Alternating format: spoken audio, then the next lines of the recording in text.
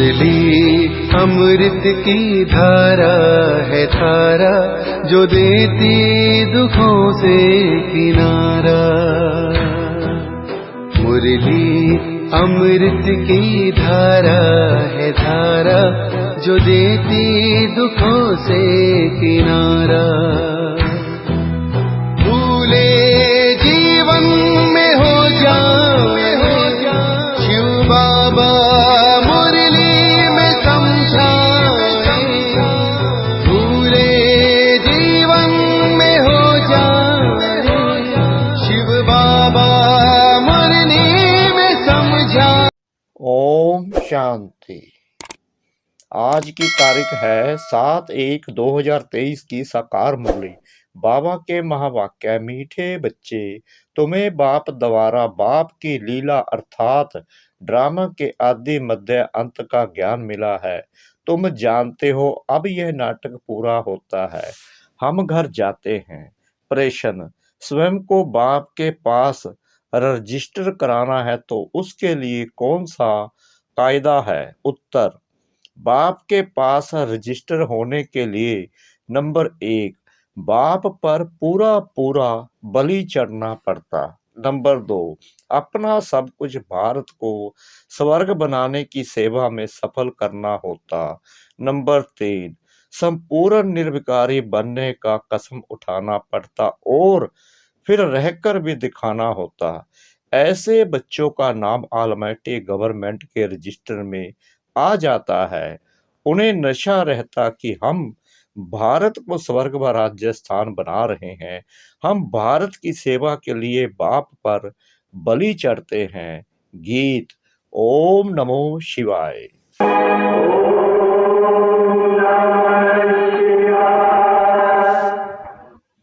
तुमात सहायक स्वामी सखा, तुम ही सबके रखवारे हो, जिसका कोई। ओम शांति। जिसकी महिमा में यह गीत है वहीं बैठकर अपने रचना की महिमा सुनाते हैं, जिसको लीला भी कहा जाता है। लीला कहा जाता है नाटक को, और महिमा होती है गुणवान की, तो उनकी महिमा सबसे न्यारी है। मनुष्य तो जानते नहीं, बच्चे जानते हैं कि उस परमपिता परमात्मा का ही इतना गायन है, जिसकी शिव जयंती भी अब नजदीक है। शिव जयंती के लिए यह गीत भी अच्छा है। तुम बच्चे उसकी लीला को और उनकी महिमा को जानते हो, बरोबर यह लीला है। इसको नाटक यानी ड्रामा भी कहा जाता है।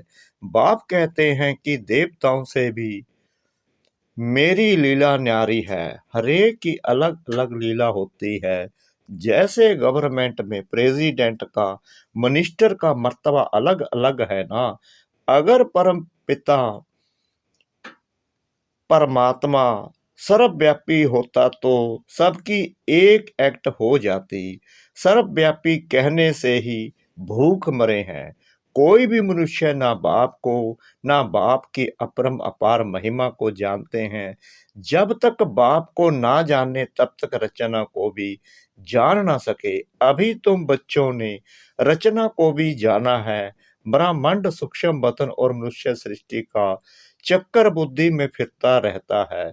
यह है लीला अथवा रचना के आदि मध्य अंत की नॉलेज। इस समय दुनिया के मनुष्य हैं नास्तिक, कुछ भी नहीं जानते और गपोड़े कितने लगाते हैं। साधु लोग भी कॉन्फ्रेंस आदि करते रहते हैं।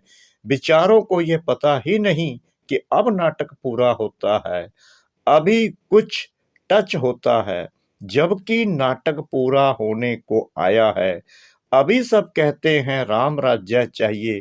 क्रिश्चियन के राज्य में ऐसे नहीं कहते थे कि नया भारत हो। अभी बहुत दुख है तो सभी आवाज करते हैं कि हे प्रभु दुख से छुड़ाओ। कलयुग अंत में जरूर जास्ती दुख होगा। दिन प्रतिदिन दुख वृद्धि को पाता जाएगा। वह समझते हैं सभी अपना अपना राज्य करने लग पड़ेगी। परंतु यह विनाश तो होना ही है, यह कोई जानते नहीं। तुम बच्चों को कितना खुशी में रहना चाहिए। तुम किसको भी कह सकते हो कि बेहद का बाप स्वर्ग रचता है, तो बच्चों को भी स्वर्ग की बादशाही होनी चाहिए। भारतवासी खास इसलिए याद करते हैं, भक्ति करते हैं, भगवान से मिलने चाहते हैं, श्री कृष्णपुरी में जाने चाहते हैं, जिसको ही स्वर्ग कहते हैं, परंतु यह नहीं जानते कि सतयुग में ही श्री कृष्ण का राज्य था। फिर अभी यह कलयुग पूरा होगा, सतयुग आएगा, तब फिर श्री कृष्ण का राज्य होगा। यह तो सभी जानते हैं कि शिव परमात्मा की सभी संतान हैं। फिर परमात्मा ने नई सृष्टि रची होगी तो जरूर ब्रह्मा के मुख द्वारा रची होगी। ब्रह्म मुख वंशावली तो जरूर ब्राह्मण कुलभूषण होंगे। वह समय भी संगम का होगा। संगम है कल्याणकारी युग, जब परमात्मा ने बैठ राजयोग सिखाया होगा। अभी हम हैं ब्रह्मा मुख वंशावली ब्राह्मण, बाकी तुम कहेंगे हम कैसे माने कि ब्रह्मा के तन में परमात्मा आकर राजयोग सिखाते हैं।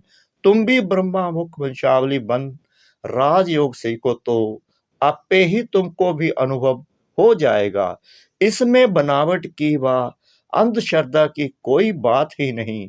अंधश्रद्धा तो सारी दुनिया में है, इसमें भी खास भारत में गुड़ियों की पूजा बहुत होती है। आइडल प्रस्त भारत को ही कहा जाता है। ब्रह्मा को कितनी भुजाएं देते हैं, अभी ये कैसे हो सकता। हाँ, ब्रह्मा के बहुत बच्चे हैं, जैसे विष्णु की 4 भुजाएं दिखाते हैं, 2 लक्ष्मी की, 2 नारायण की, वैसे ब्रह्मा के भी इतने बच्चे होंगे। समझो 4 करोड़ बच्चे हो तो ब्रह्मा की 8 करोड़ भुजा हो जाए, परंतु ऐसे है नहीं। बाकी प्रजा तो जरूर होगी, यह भी ड्रामा में नोंद है। बाप आकर यह सब बातें समझाते हैं, वह तो समझ नहीं सकते कि आखिर क्या होना है। कितने प्लान्स बनाते हैं, किस्म किस्म के प्लान्स बनाते हैं। यहाँ बाबा का तुम बच्चों के लिए एक ही प्लान है, और वह राजधानी स्थापन हो रही है। जो जितनी मेहनत कर आप समान बनाएंगे, उतना ऊंच पद पाएंगे। बाप को नॉलेजफुल, ब्लिसफुल, रहम दिल कहते हैं। बाप कहते हैं मेरा भी ड्रामा में पार्ट है। माया सब पर बेरहमी कर रही है, हमको आकर रहम करना पड़ता है। तुम बच्चों को राजयोग भी सिखाता हूँ, सृष्टि चक्कर का राज भी समझाता हूँ। नॉलेजफुल को ज्ञान का सागर कहा जाता है। तुम बच्चे जानते हो, किसको समझा भी सकते हो। यहाँ अंधश्रद्धा की तो कोई बात ही नहीं। हम निराकार परमपिता परमात्मा को मानते हैं। पहले पहले उनकी महिमा करनी चाहिए। वह आकर राजयोग दोबारा स्वर्ग रचते हैं, फिर स्वर्गवासियों की महिमा करनी चाहिए। भारत स्वर्ग था तो सभी सर्वगुण संपन्न 16 कला संपूर्ण थे। 5000 वर्ष की बात है तो परमात्मा की महिमा सबसे न्यारी है, फिर है देवताओं की महिमा। इसमें अंधश्रद्धा की कोई बात नहीं। यहाँ तो सब बच्चे हैं, फॉलोअर्स नहीं हैं। यह तो फैमिली है, हम ईश्वर की फैमिली हैं। असल में तो हम सब आत्माएं परमपिता परमात्मा के बच्चे हैं। तो फैमिली हुई ना, वह निराकार फिर साकार में आते हैं। इस समय यह वंडरफुल फैमिली है, इसमें संशय की बात ही नहीं। शिव की सभी संतान हैं, प्रजापिता ब्रह्मा की संतान भी गाए हुए हैं। हम ब्रह्म कुमार कुमारियां हैं। नई सृष्टि की स्थापना हो रही है, पुरानी सृष्टि सामने है। पहले तो बाप की पहचान देनी है। ब्रह्मा वंशी बनने बिगर बाप का बरसा मिल ना सके। ब्रह्मा के पास यह ज्ञान नहीं है। ज्ञान सागर शिव बाबा हैं, उनसे ही हम बरसा पाते हैं। हम हैं मुख वंशावली, सभी राजयोग सीख रहे हैं। हम सबको पढ़ाने वाला शिव बाबा है, जो इस ब्रह्मा तन में आकर पढ़ाते हैं। यह प्रजापिता ब्रह्मा जो व्यक्त है, वह जब संपूर्ण बन जाते हैं तब फरिश्ता बन जाते हैं। सूक्ष्म वतन वासियों को फरिश्ता कहा जाता है। वहाँ हड्डी मांस नहीं रहता। बच्चियां साक्षात्कार भी करती हैं। बाप कहते हैं भक्ति मार्ग में अल्पकाल का सुख भी मेरे द्वारा ही तुमको मिलना है। दाता मैं एक ही हूँ, इसलिए ईश्वर अर्पण करते हैं। समझते हैं ईश्वर ही फल देते हैं। साधु संत आदि का कभी नाम नहीं लेते हैं। देने वाला एक बाप है, करके निमित्त कोई द्वारा दिलाते हैं। उनकी महिमा बढ़ाने के लिए वह सब है अल्पकाल का सुख, यह है बेहद का सुख। नए नए बच्चे आते हैं तो समझते हैं। जिस मत पर हम थे उनको फिर हम यह नॉलेज समझाएं। इस समय सब माया की मत पर हैं। यहाँ तो तुमको ईश्वरीय मत मिलती है। यह मत आधा कल्प चलती है, क्योंकि सतयुग त्रेता में हम इसकी प्रारब्ध भोगते हैं। वहाँ उल्टी मत होती नहीं, क्योंकि माया ही नहीं है। उल्टी मत तो बाद में ही शुरू होती है। अब बाबा हमको आप समान त्रिकालदर्शी त्रिलोकीनाथ बनाते हैं। ब्रह्मांड का मालिक भी बनते हैं, फिर सृष्टि के मालिक भी हम बनते हैं। बाप ने बच्चों की महिमा अपने से भी ऊंच की है। सारी सृष्टि में ऐसा बाप कभी देखा जो बच्चों के ऊपर इतनी मेहनत करे और अपने से भी तीखा बनाए। कहते हैं तुम बच्चों को विश्व की बादशाही देता हूँ, मैं नहीं भोगता। बाकी दिव्य दृष्टि की चाबी मैं अपने हाथ में रखता हूँ। भक्ति मार्ग में भी मुझे काम में आती है। अब भी ब्रह्मा का साक्षात्कार कराता हूँ कि इस ब्रह्मा के पास जाकर राजयोग सीख भविष्य प्रिंस बनो। यह तो बहुतों को साक्षात्कार होता है। प्रिंस तो सभी ताज सहित होते हैं। बाकी बच्चों को यह पता नहीं पड़ता कि सूर्यवंशी प्रिंस का साक्षात्कार हुआ व चंद्रवंशी प्रिंस का। जो बाप के बच्चे बनते हैं वह प्रिंस प्रिंसेस तो जरूर बनेंगे। फिर आगे व पीछे अच्छा पुरुषार्थ होगा तो सूर्यवंशी बनेगा, नहीं तो चंद्रवंशी। तो सिर्फ प्रिंस को देख खुश नहीं होना है। यह सब पुरुषार्थ पर मदार रखते हैं। बाबा तो हर बात क्लियर कर समझाते हैं। इसमें अंधश्रद्धा की बात नहीं है। यह है ईश्वरीय फैमिली। इस हिसाब से तो वह भी ईश्वरीय संतान है, परंतु वह कलयुग में है। तुम संगम पर हो, किसके पास भी जाओ बोलो हम शिव वंशी ब्रह्मा मुख वंशावली ब्राह्मण ही स्वर्ग का बरसा पा सकते हैं। किसको अच्छी रीति समझाने की मेहनत करनी पड़ती है।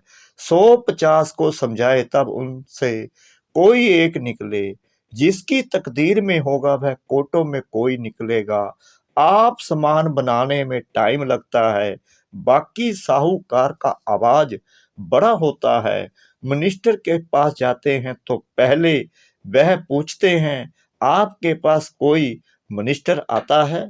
जब सुनाते हैं कि हाँ आते हैं तो कहेंगे अच्छा हम भी चलते हैं। बाप कहते हैं मैं बिल्कुल साधारण हूँ, तो साहूकार को विरला ही आते हैं। आने जरूर हैं, परंतु अंत में तुम बच्चों को बहुत नशा रहना चाहिए। उन्हों को समझाना है हम तो भारत की तन मन धन से सेवा करते हैं, तुम भारत की सेवा के लिए ही बलि चढ़े होना। ऐसा फिलैंथ्रोपिस्ट कोई होता नहीं। वह तो पैसे इकट्ठे कर मकान आदि बनाते रहते हैं। आखिर तो ये सब कुछ मिट्टी में मिल जाना है। तुमको तो सब कुछ बाबा पर बलि चढ़ाना है। भारत को स्वर्ग बनाने की सेवा में ही सब कुछ लगाना है। तो फिर वर्षा भी तुम ही पाते हो। तुमको नशा चढ़ा हुआ है। हम ऑलमाइटी अथॉरिटी के बच्चे हैं। हम उनके पास रजिस्टर हो गए। बाबा पास रजिस्टर होने में बहुत मेहनत लगती है। जब संपूर्ण निर्विकारी पने का कसम उठावें और रहकर भी दिखावें तब बाबा उसे रजिस्टर करते हैं।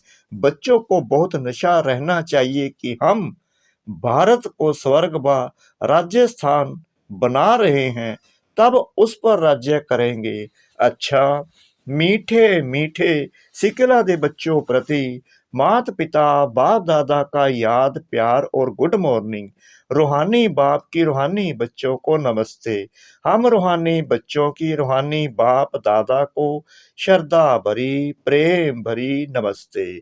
शुक्रिया बाबा, शुक्रिया बाबा, शुक्रिया बाबा, इस मीठी मीठी मीठी मुरली के लिए।